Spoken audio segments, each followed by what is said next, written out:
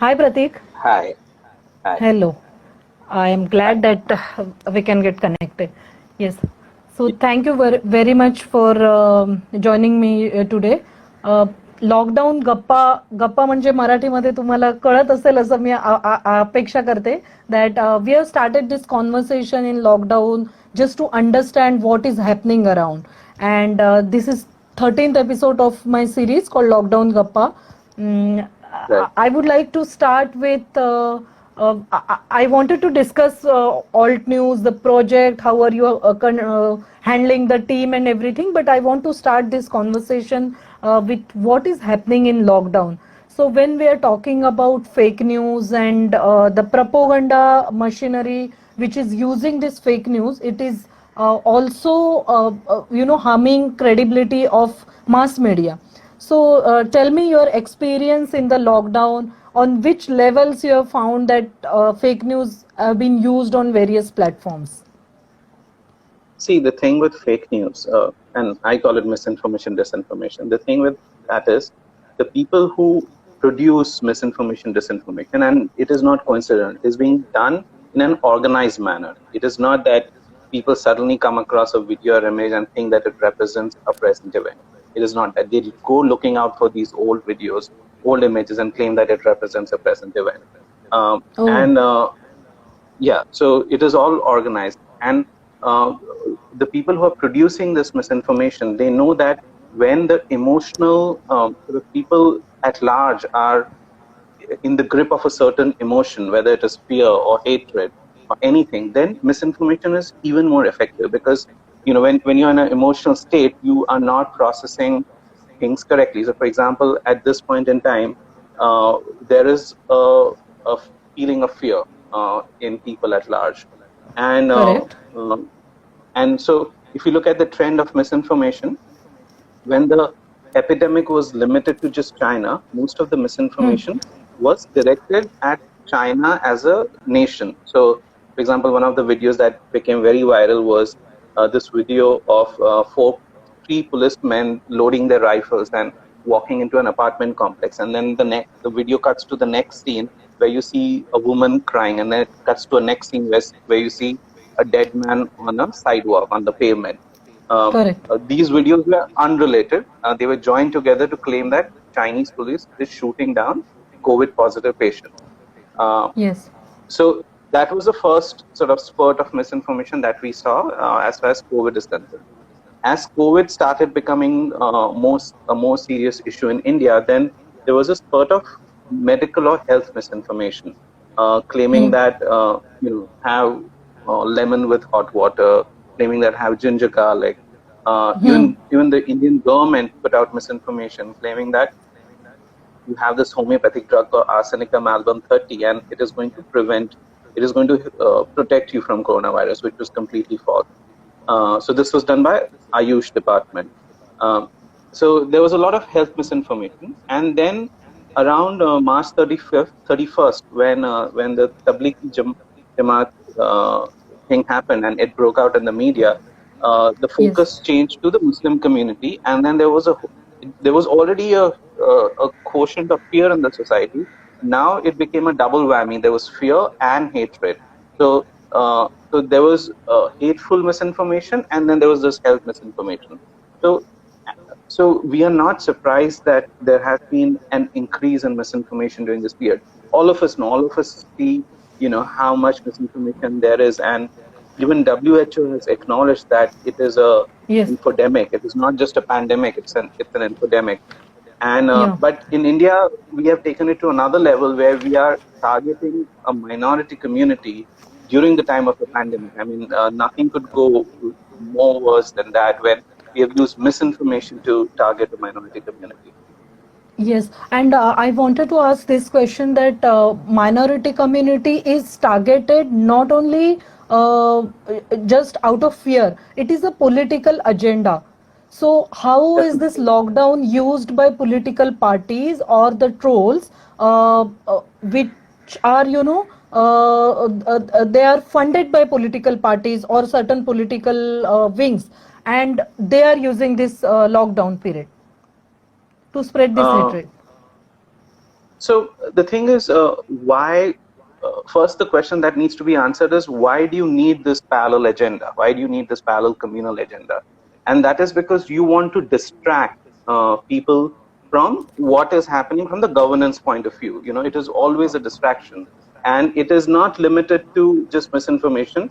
There are even mainstream media news channels, very uh, largely watched news channels, who do the exact same thing. That is, day in and day out, they talk about Hindu Muslim, and nothing else. So that is the agenda. That is to distract you from the failures in governance. And the way they do that is, for example, I'll give you the example of a video. There's this video of two, 4 or 5 young Muslim men sitting in a circle and licking plates and spoons. Okay. Licking plates and spoons, and it was claimed that they are trying to spread coronavirus. Fact is that it was about a 2-year-old video, and it was. This is a practice in Bohra Muslim community. The video could be actually from Bombay, so because Bombay has a huge Bohra Muslim community. It's a Bohra Muslim community practice, slightly extreme practice, that no food should be wasted. So at end of events, there are these young men who lick all the plates and spoons of all the leftover food that there might be. So that is what was happening in the video, and it was claimed that this was an attempt to spread coronavirus. Similarly, there was a video of a Sufi practice. I forget the name of that, where people do sort of, they do something. Multiple people, about 50 people in the room, are doing something together, and it was claimed that all of them are sneezing together. And again, this is an attempt to spread coronavirus.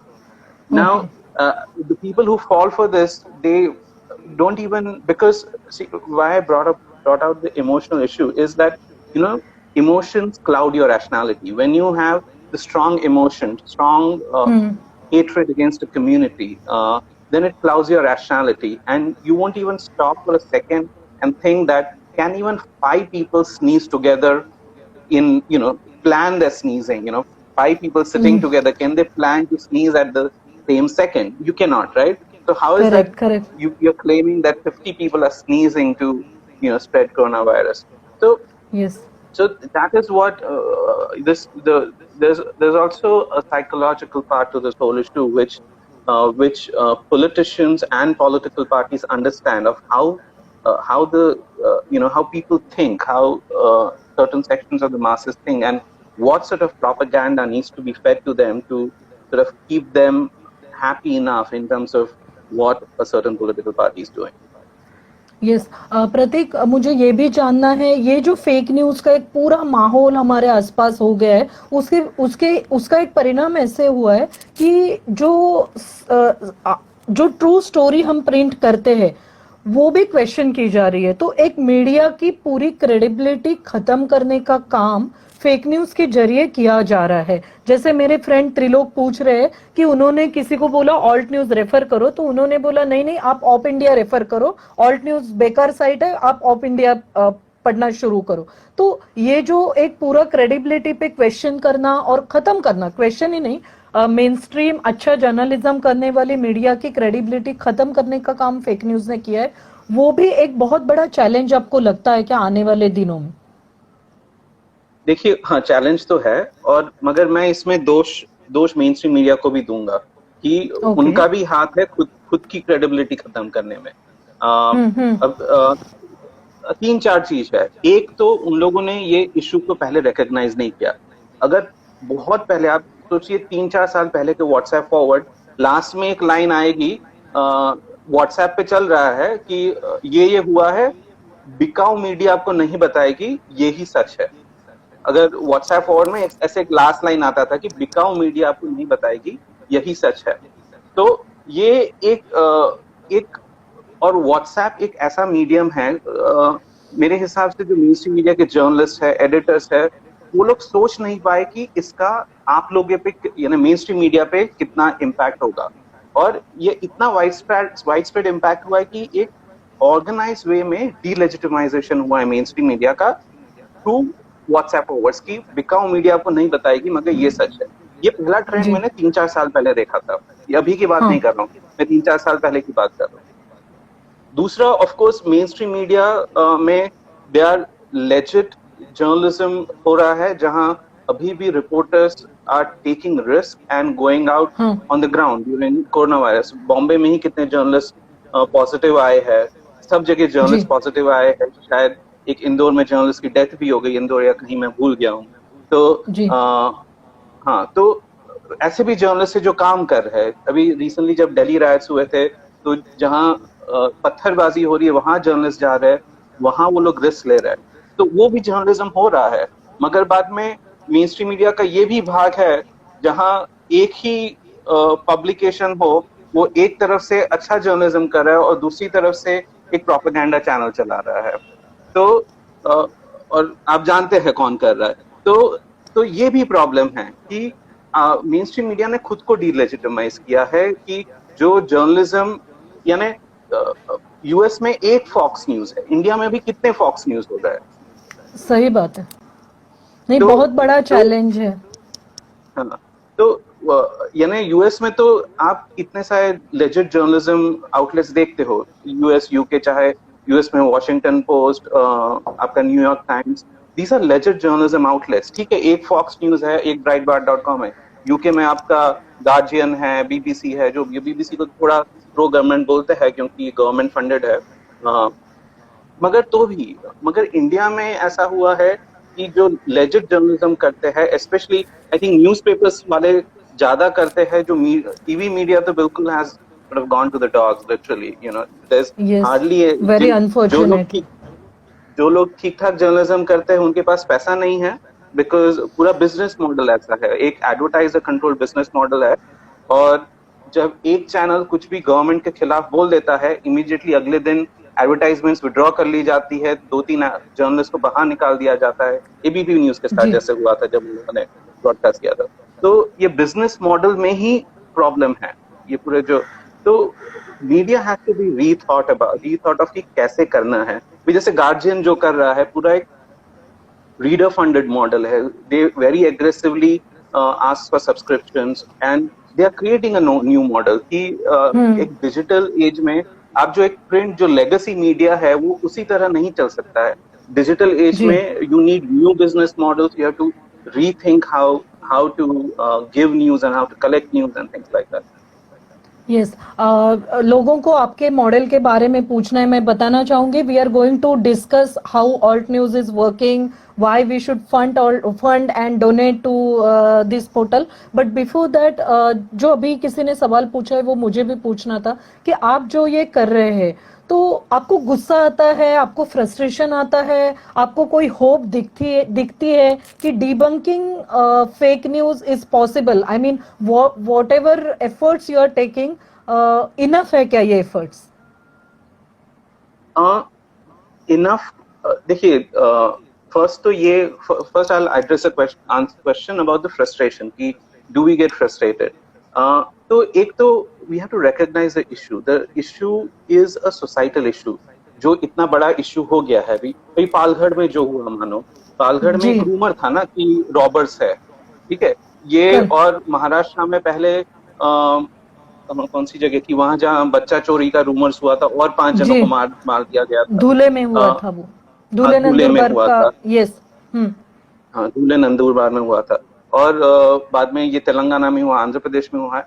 तो इससे और एक जो media ने cover नहीं किया, इंदौर में भी अभी रिसेंटली जो अटैक हुआ, क्या बोलते हैं, हेल्थ वर्कर्स पे, एक वीडियो वायरल हुआ था हेल्थ वर्कर्स पे, इंदौर में अटैक हुआ था। बाद में हम लोग ने इस पे स्टोरी नहीं की है, मगर इंडियन एक्सप्रेस ने एक स्टोरी की, जब मैंने काफी लोगों से बात की है, वहां भी ऐसी अफवाह फैलाई गई थी कि ये medical workers selectively Muslim community लोगों को क्वारंटाइन कर रहे हैं। पर अगेन मैं ये बार बार बोलूंगा कि हम लोग नहीं समझ पा रहे हैं कि मिस इन्फॉर्मेशन का कितना वाइड स्प्रेड इम्पैक्ट होता है। इंडिया जैसे देश में इतना इम्पैक्ट होता है और हम लोग वो समझ नहीं पा रहे, मेरे हिसाब से, कि there are so many things which are being controlled by misinformation. आप कुछ इवेंट्स देख लीजिए, ये इंदौर वाला, ठीक है, बैंगलोर में हेल्थ वर्कर्स पे अटैक हुआ था। मेरे हिसाब से, अगेन इस पे स्टोरी नहीं की, इस पे हम लोग की इन्वेस्टिगेशन चालू है, मगर मेरे हिसाब से वहां शायद एक मस्जिद से बोला गया था कि एनआरसी के लिए आ रहे हैं और आप एनआरसी ओ। मत देना। जी। तो इसलिए हम लोग अभी भी we are trying to figure out कि कहाँ से वो सोर्स हुआ था और क्यों हेल्थ वर्कर्स पे अटैक हुआ था। और आपने पालघर में भी देखा कि ये रूमर्स चल रहे, तो आप देखोगे कि और जी। बाद में जो बांद्रा में हुआ जहाँ माइग्रेंट वर्कर्स गए जी। क्योंकि उन लोग को लगा कि ट्रेन खुलने वाली है। तो इतने सारे मेजर इवेंट्स आप स्टडी करोगे तो उसका पीछे इशू है मिस इन्फॉर्मेशन। मगर यस। हम लोग पोलिटिसाइजेशन ऑफ द इवेंट में अटक जाते हैं, हम लोग क्रक्स ऑफ द इशू तक नहीं पहुंचते। तो but so coming back to your original question about the frustration, because we have been working on this issue for a very long time, we have recognized this as a societal issue. ये एक societal issue है और ये okay. आजकल में नहीं जाने वाला। ये आजकल में नहीं जाने वाला और ये सिर्फ ऑल्ट न्यूज से नहीं जाने वाला, ये सिर्फ एक जर्नलिस्टिक एंडेवर से नहीं जाने वाला। इनफैक्ट जर्नलिस्टिक एंडेवर तो बहुत बहुत इससे इतना ही हम लोग कर पाए कि इशू का रिकग्निशन हुआ है कि आज मैं और आप बात कर रहे हैं क्योंकि या लोग अलग अलग फैक्ट चेकिंग वेबसाइट आई है। पहले ऑल्ट न्यूज बूम लाइव आया और उसके बाद में अभी हम लोग का काम देख के तो इतने लोगों ने खोला है, चाहे वो टीओआई हो या जो भी हो, क्योंकि हम लोग चिल्लाते रहे कि पीआईबी देखो ने भी शुरू किया है, खुद पीआईबी ने तो अपना फैक्ट चेक शुरू किया है। बिल्कुल, मगर तो भी वो लोग का they have much higher reach, but तो भी वो लोग बहुत कम कर रहे हैं मेरे हिसाब से। जी। क्योंकि गवर्नमेंट के पास इतने इंस्ट्रूमेंट्स है, ऑल इंडिया रेडियो है मानो, ठीक है। और जब ये चाइल्ड किडनैपिंग रूमर्स हो रहे थे, आप ऑल इंडिया रेडियो पे अनाउंसमेंट नहीं कर सकते कि देखो ये सब गलत है, ये गलत अफवाह फैल रही है, इस पे ना जी। बिलीव करें, ठीक है। ये जी। पहले करना चाहिए। तो उन लोग के पास इतने इंस्ट्रूमेंट्स है गवर्नमेंट के पास लोगों तक पहुंचने के लिए, वो एक प्राइवेट बॉडी के पास नहीं हो सकते। Anyway, going back to the issue ki, what motivates us to doing this, so we recognize that what we are doing is a very, very small part of what is actually needed. जब तक okay. इसको education के rail में नहीं लाया जाता, जब तक इसको एजुकेशन और अवेयरनेस के रेल में नहीं लाया जाता, कुछ नहीं कर सकते हम लोग।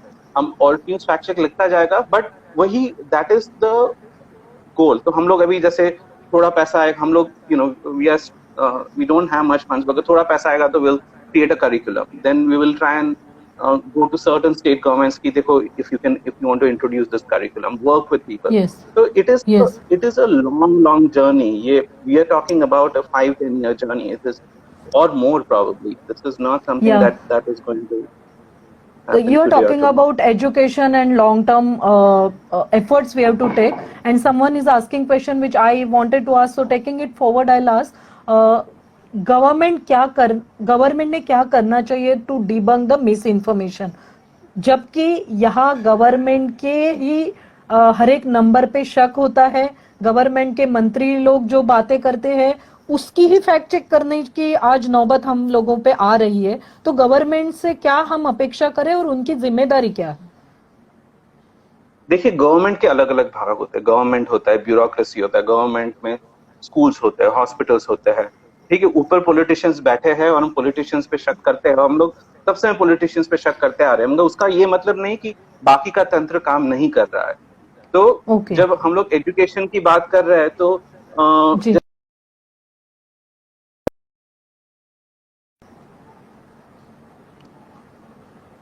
सॉरी डिस्कनेक्ट हो गया, देखते हैं। हाँ, तो जब हम लोग एजुकेशन की बात कर रहे हैं तो कुछ गवर्नमेंट्स ने स्कूलों पे काम किया है, जैसे केरला में एजुकेशन बेटर है, दिल्ली गवर्नमेंट ने कुछ स्कूल पे काम किया है। तो so the idea is to engage with certain governments and try and do something, try and bring it to the education level. हो सकता है एक मॉडल, जैसे एक alt news of boom live चालू हुआ था, अभी इतने सारे फैक्ट चेकिंग हो गए, हो सकता है एक स्टेट चालू करे तो बाद में दूसरा स्टेट रेप्लिकेट करे, मगर वो एक इनिशियल सीड चाहिए कि एक मॉडल बने जिसको रेप्लिकेट कर सके। तो अभी जैसे कोविड में क्या हो रहा है, कोविड में वही हो रहा है ना, स्ट्रैटेजीज कैसे बन रही है कि एक देश फाइट कर रहा है, वो एक मॉडल बना रहा है और उसके 15 पार्ट्स अलग अलग देश अडॉप्ट कर रहा है depending on their need and there condition. तो गवर्नेंस काफी जगह से चलती है कि हम लोग कोई एक चीज कर रहे हो, बाद में दूसरे लोग अडॉप्ट कर सके। जी, तो वो होती है ऑल्ट न्यूज का जो हम मॉडल देखें, मुझे आपने रिलीजन को एक सेक्शन दिया हुआ है, साइंस को, आप एजुकेशन की बात करते हैं, एजुकेशन भी है, पॉलिटिक्स भी है, तो ये पूरा रिलीजन का जो माहौल है, मतलब रिलीजियस हेट्रेड जो है अपने पॉलिटिक्स का एक बेस बन गई है अभी, तो आपको लगता है कि ये पूरा सेक्शन देके, एक साइंस का आप काम कर रहे हैं, एक एजुकेशन का और एक रिलीजन का, तो ये रिलीजन सेक्शन खास तौर क्यों रखा है? वो तो ऐसा हुआ है कि जब बनाया था वेबसाइट, तो मैं as such software engineer, I am not trained to be a journalist, तो कैटेगरीज तब बनी थी 3 साल पहले जब मैं सॉफ्टवेयर इंजीनियरिंग से जर्नलिज्म में मूव कर रहा था, तो और किसी वेबसाइट पे मैंने वही कैटेगरीज देखी, तो वही मैंने डाली थी, तो ऐसे सोच के नहीं डाला था कि सोच के नहीं डाला था, बट अभी वो कैटेगरी में सबसे ज्यादा इंपॉर्टेंट न्यूज हम देखते हैं, जैसे अभी सफूजा की जो न्यूज है, उसके प्रेगनेंसी के बारे में इतनी गंदी miss information and sexist comments हम सब जगह पे पढ़ रहे हैं, और मतलब मेरे पहचान वाले भी वो शेयर करते हैं, तो ऐसा लगता है अरे आप पढ़ो तो कम से कम, but people are not taking efforts to read it, they just believe in this WhatsApp university and forward it blindly. So I think this religious section has become most important section of your work.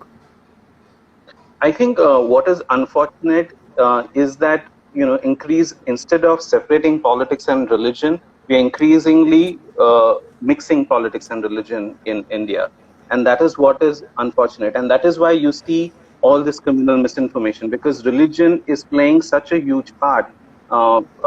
You write anything on Twitter, अभी जैसे संजय रजौरा ने कुछ बोल दिया था, एक comment कर दिया था, तो अभी उनको क्रिटिसाइज कर रहे हैं कि आप क्रिटिसिज्म का भी स्पेस कम होता जा रहा है.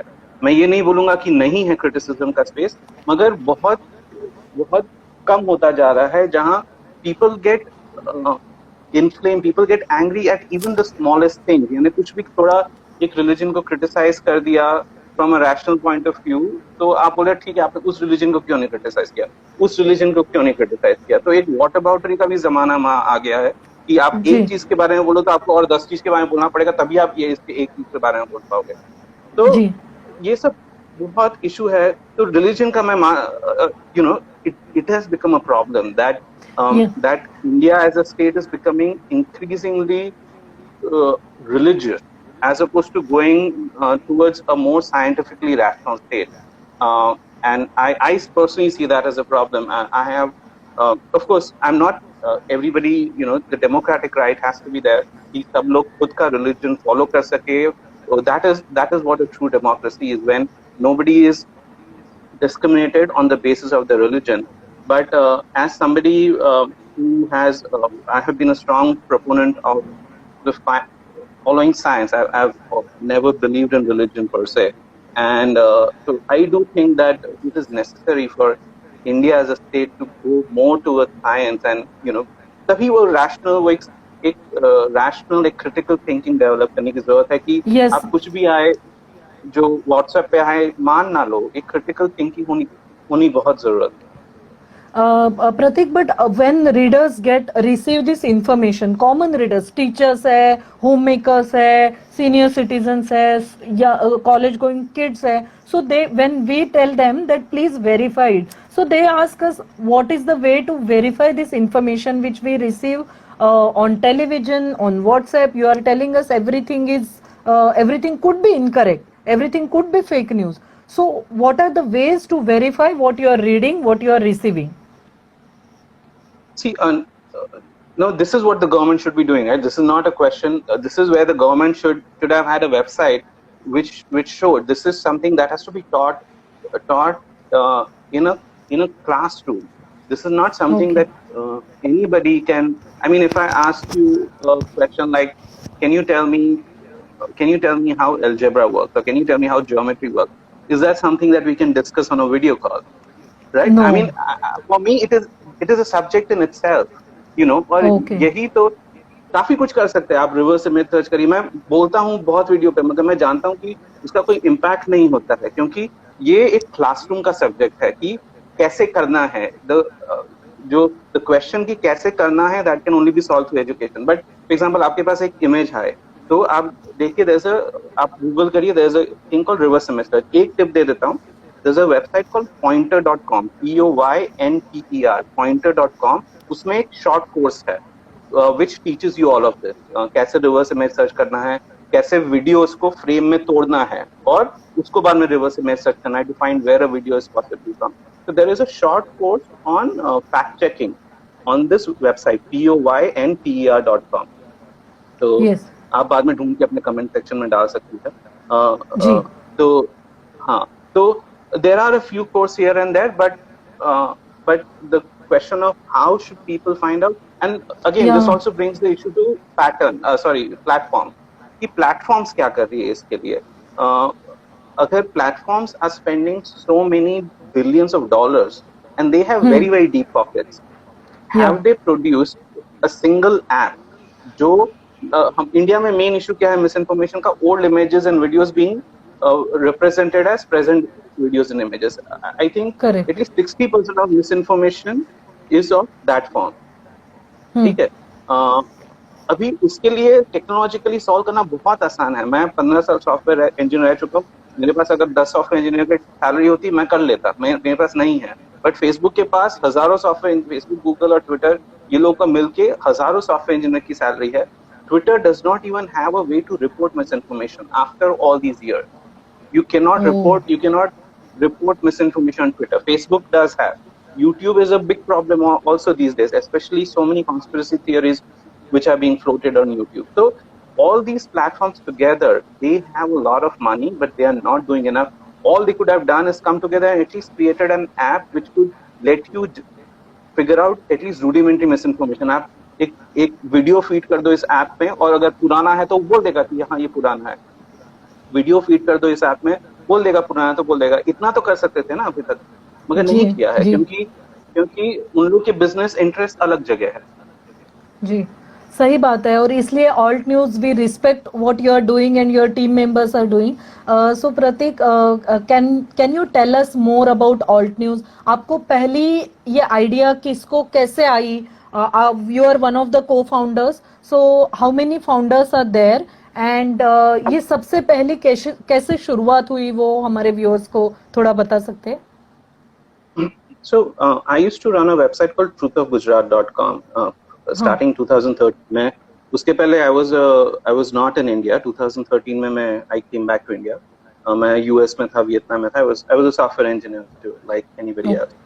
And but my parents have been lifelong activists. My father was a lawyer in Gujarat High Court, Dr. Mukul Sinha. He's no more. He passed away in 2014. My mother is still an activist. She's also the director of Alt News, Nijhari Sinha, and she worked as a scientist in a organization called PRL, Physical Research Laboratory.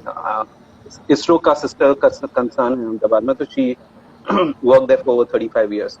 So but they all, they have been lifelong activists. So वो एक था मेरे में कि कुछ करना है. जो मैं सॉफ्टवेयर इंजीनियरिंग करियर था, that was not, वो लोगों तक कुछ नहीं पहुंच रहा था. जो भी काम कर रहा था उसका लोगों पे कोई पॉजिटिव इम्पैक्ट नहीं हो रहा था. वो ठीक है, कॉर्पोरेट्स के लिए काम करते आप, वही था, पैसे मिलते बस. ऐसा कुछ, हाँ ऐसा कुछ करना था तो जिसमें लोगों पे कुछ इम्पैक्ट हो.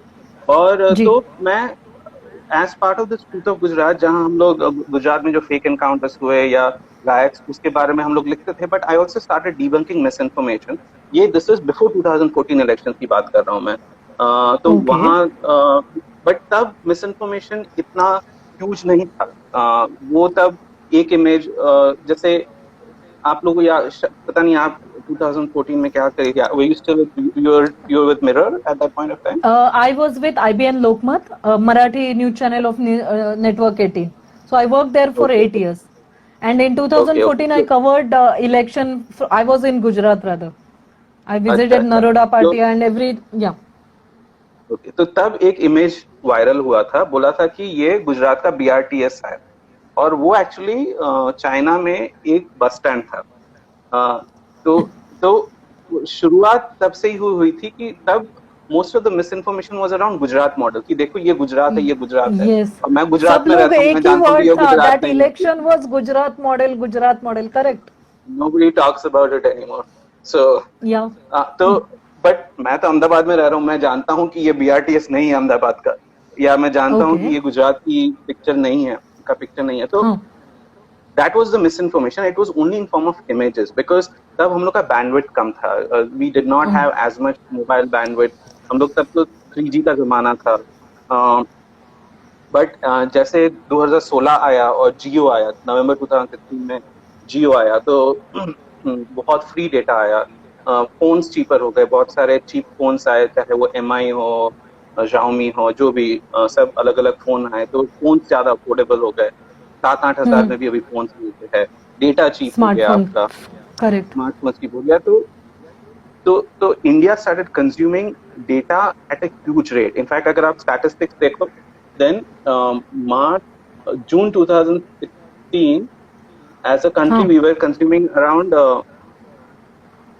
200 million Gbps of data, the whole country. And oh, this was June 2016. And by March 2017, we were consuming 1.3 billion Gbps. No, within 9 months, it increased by 6.5 times the country's consumption of mobile internet data. And that was okay, unprecedented. I mean, I don't think there are other countries which saw such a huge leap. And that was a period where, in the anticipation of Jio being launched, other telecom companies also dropped their data rate. So, वो नवंबर से काफी पहले से drop कर दिए गए थे data rate because they ji, wanted to be competitive towards Jio.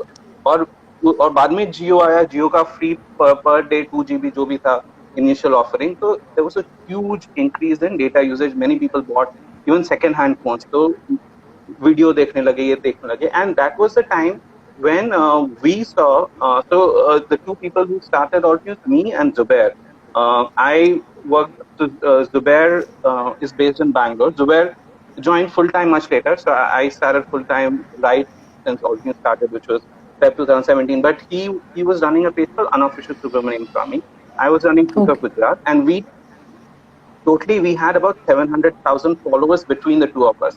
We were like, what should we do about it? We have the audience. We are in the unique position that we have an audience, but we don't have a website. So let's create a portal where, we can sort of debunk misinformation. And since both of us have been following this misinformation right since 2013. He created his page in January 2014. I created in okay, June 2013.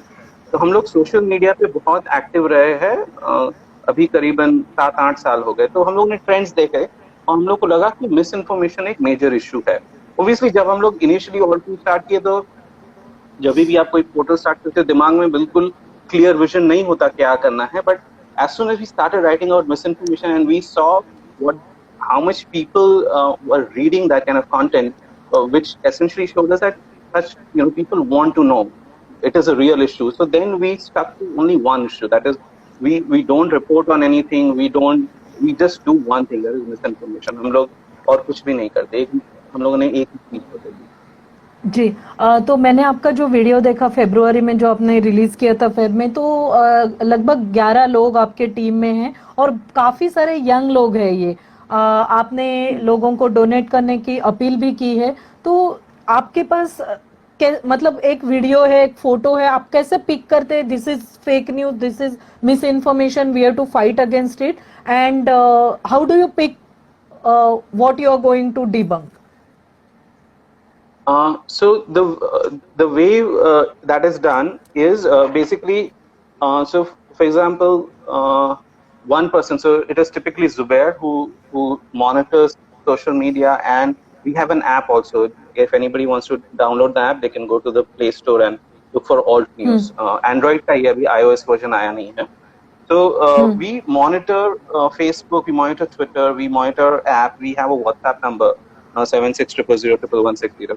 तो वहाँ भी हम लोग को request आती है. ये सब हम लोग मॉनिटर करते हैं and decide that what is the most viral, what is the most sensitive that is being shared. And this procedure has slightly changed from when we first started. When we first started, we were not known, so people were not approaching us कि Alt News ये check कर लो. अभी तो आप Twitter पे देखोगे तो बहुत लोग टैग करते हैं कि Alt News is this true, Alt News is this true. तो अभी हम लोग को, पहले हम लोग को बहुत ज्यादा पैसिव मॉनिटरिंग करना पड़ता था. अभी यानी एक्टिव मॉनिटरिंग करना पड़ता थी, कौन क्या बोल रहा है. अभी तो हम लोग को लोग पूछते हैं तो हम लोग को पता चल जाता है कि ये चीज वायरल है, वो चीज वायरल है. तो हम लोग वो जो भी हम लोग की मानो दिन की जो भी हम लोग की, we get at least on our on the WhatsApp number, we get anywhere up to 1,000 requests. On the app, we get 500 requests. On Twitter, we get thousands of requests. Of all this, we figure out कि कौन सा चीज सबसे ज्यादा viral है, सबसे ज्यादा harmful है, and then we'll do a basic fact check to see if there is a story in that or not. And if there is a story, then at this point of time, there are 3 fact checkers in the Hindi team, 3 fact checkers in the English team. So one of them picks up the story and they work on it. And yeah, once it is published, it goes on social media. Yes. And They're discussing deep fakes. Yeah. Okay. Deepfake is not an issue right now in India. अभी तक हम लोग एक ही deepfake India में एक ही deepfake का हम लोगों ने अभी तक एग्जांपल देखा है.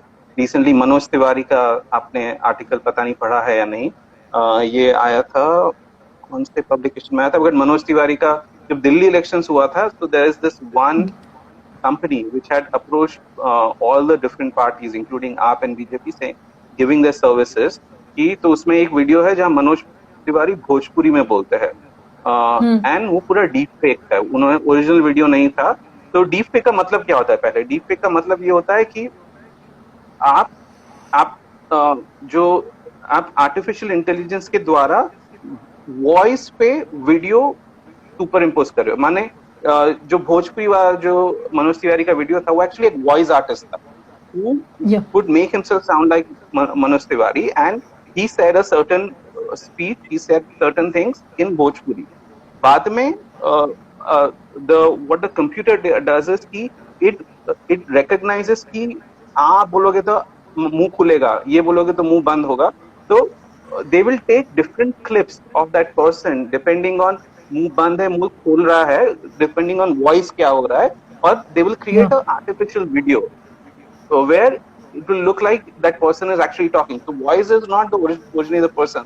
Voice is somebody else's, and then you take another person's video and you sort of superimpose the video over the voice. That is essentially what deepfake is.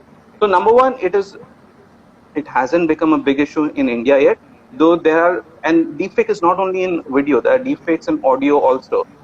There has been a case where a financial company lost a lot of money because they thought that the CEO is called and asked them to transfer some money, and they transferred the money because the call was from the CEO.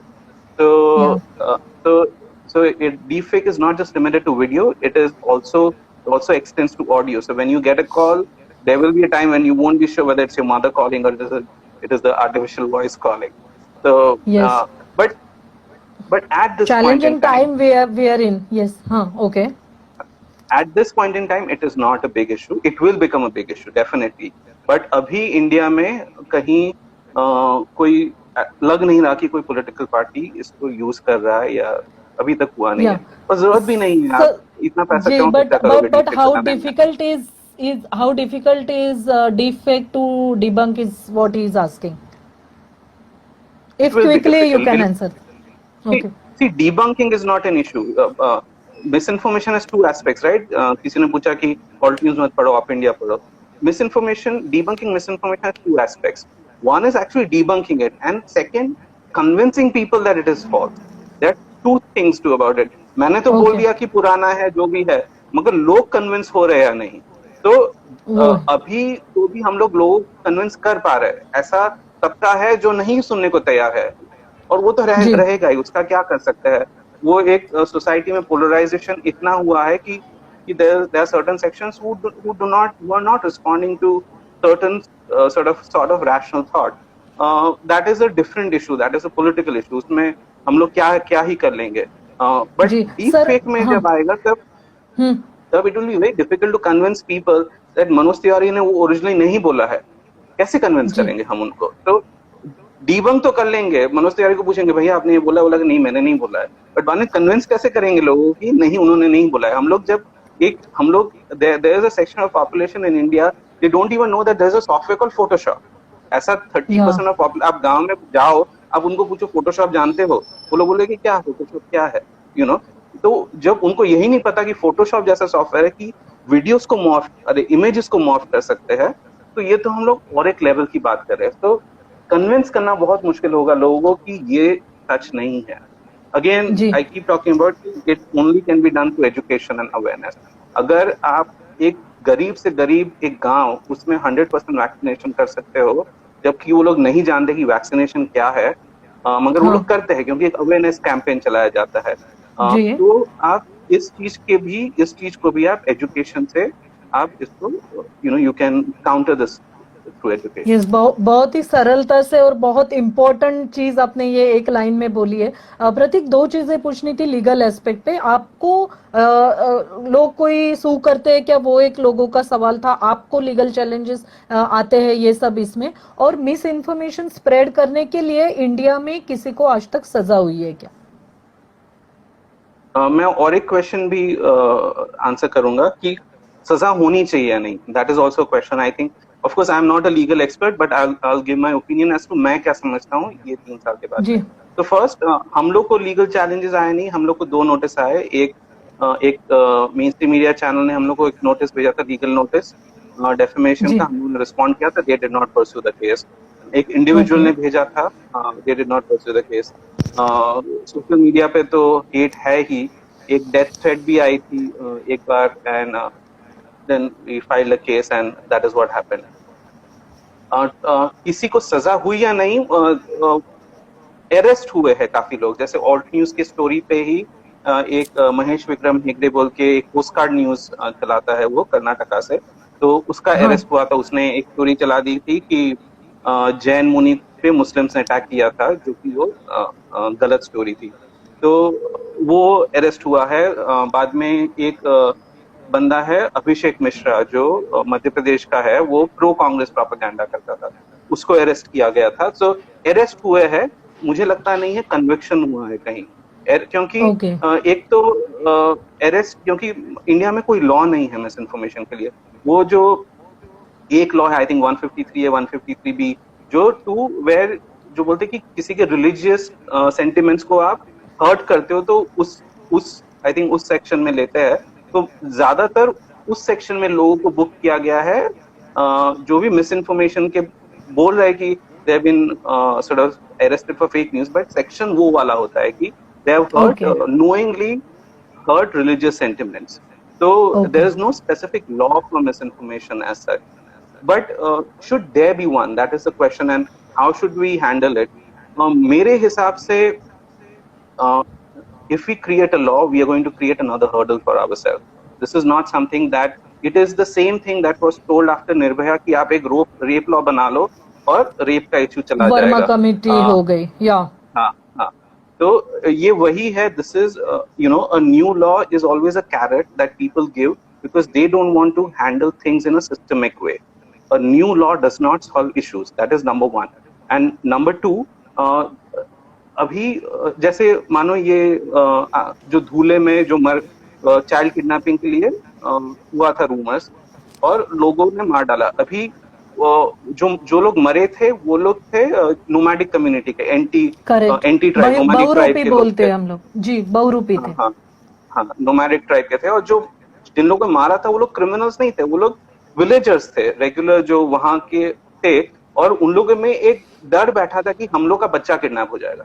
ठीक है, एक डर बैठा था. अभी वो लोग जब फॉरवर्ड करते हैं, नहीं इसके लिए तो सजा होनी चाहिए कि लोगों को मार डाला गया है. हेलो, जी हाँ, इसलिए तो हाँ सजा जी होनी जी चाहिए कि लोगों को मार डाला गया है. लेकिन जी जो फॉरवर्ड करते हैं, जो बिना समझे बिना जाने फॉरवर्ड करते हैं, जो लोग, एक डर है, जिन लोगों को पता भी नहीं है कि कैसे कि ये सच है या झूठ है, डर के हिसाब से फॉरवर्ड करते हैं, उन लोगों को सजा होनी चाहिए कि नहीं. That is the question. जी मेरे हिसाब से नहीं होनी चाहिए. जब तक करेक्ट आप, जैसे आप ट्रैफिक रूल्स भी देख लो, अगर आप किसी इंसान को नहीं बताते हो कि रेड लाइट पे रुकना है, अगर वो उसे पता ही नहीं है कि रेड लाइट पे रुकना है, वो नहीं रुकता, तो आप उसे सजा दे सकते हो या नहीं. आप एक बार बताओ कि रेड लाइट पे एजुकेशन रुकना है. हाँ, यस आप एक बार एजुकेशन बताओ कि, हाँ exactly, that is where it comes to, कि आप बताओ कि रेड लाइट पे रुकना है, बाद में आप सजा दो. आप बोलो कि when a kid grows up, you tell them cross करने के बाद लेफ्ट देखो, राइट करो. अगर आप वो बच्चे को नहीं समझाते, how would he know how to cross the road, right? So then correct you so these are the things. First you make these changes in the in the system, you make systemic changes.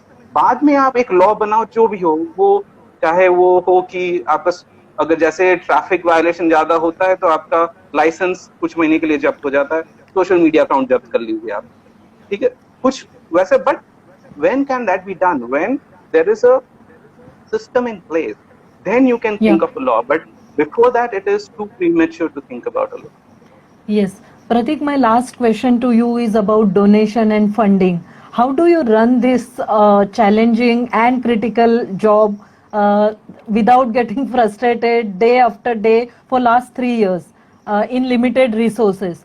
And why do you need more funds to continue this work? Or how much more money do you need?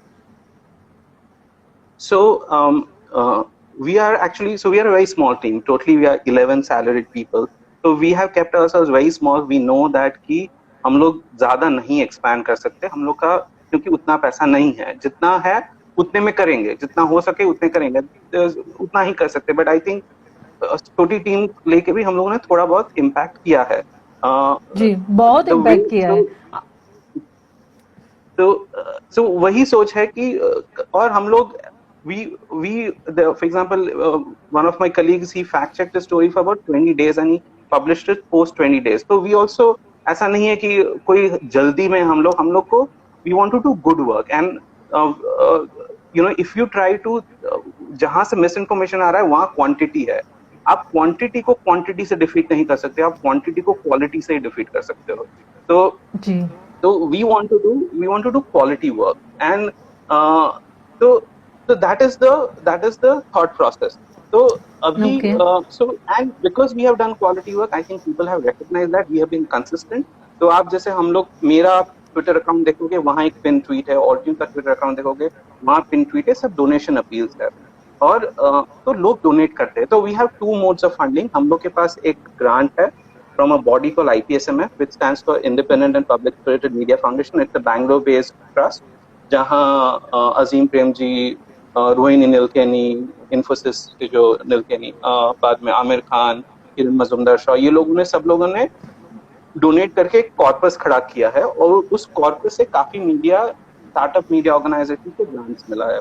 So that is a percentage of thing that we use for our salaries and rest we get from donation. But the reason why we have been able to sort of keep ourselves alive is that we have decided we are never going to become very big. We are always going to stay small, work on a specific niche. एक ही niche पे काम करना है. ये एक issue है, वही पकड़ना है. At least for the time being, I don't see. We might work on a couple more things going forward, but इस issue को पकड़ के काम करना है. और पैसा और इसलिए चाहिए क्योंकि टीम साइज थोड़ी बढ़े तो हम लोग then we can start creating curriculum. We can get a couple of software engineers who work more on the app. So right now there's a company in Pune called QED42. So they are helping us create the app, and they have the CEO is a friend of mine, and he is paying salaries for about 3-4 software engineers जो ये app create कर रहे हैं. We have not paid anything for that, and ये चल रहा है करीबन 1.5 साल से. So there are people who also support. Well wishers, correct. When you do certain work, when you are consistent, people recognize that consistency, and then they come forward to support us. So donation भी हम लोग का trend देखें तो donation का हम लोग upward trend है हम लोग का, कि हम लोग को डोनेशंस बढ़ रहे हैं हर महीने. तो फाइनेंशियली आई थिंक जो करना है अभी के लिए, I think we have enough. It is just that if you want to sort of start कि एक टीम सिर्फ एजुकेशन पे कंसंट्रेट करेगी, उसका पैसा नहीं है अभी के लिए, बट हो जाएगा slowly hopefully.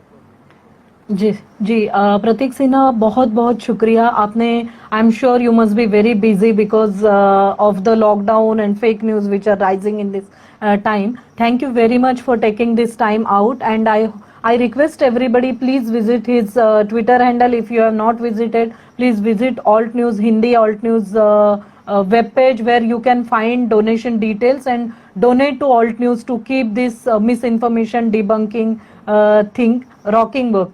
Thank you very much, sir. Thank you, आज sir. Buddha Thank you. Purnima आहे. सगळ्या प्रेक्षकांना बुद्ध पौर्णिमेच्या शुभेच्छा देते आणि उद्या संध्याकाळी 5 वाजता नव्या पाहुण्यांसह लॉकडाऊन गप्पामध्ये आपण पुन्हा भेटूया. तुम्ही लॉकडाऊन गप्पा या माझ्या एपिसोडला जो सपोर्ट करताय त्याबद्दल सगळ्यांचे मनपूर्वक आभार मानते आणि आज तुमची रजा घेते. Thank you very much. Thank you Prateek. Bye-bye. And take care. Yeah, thank you. Bye-bye. Yeah, bye.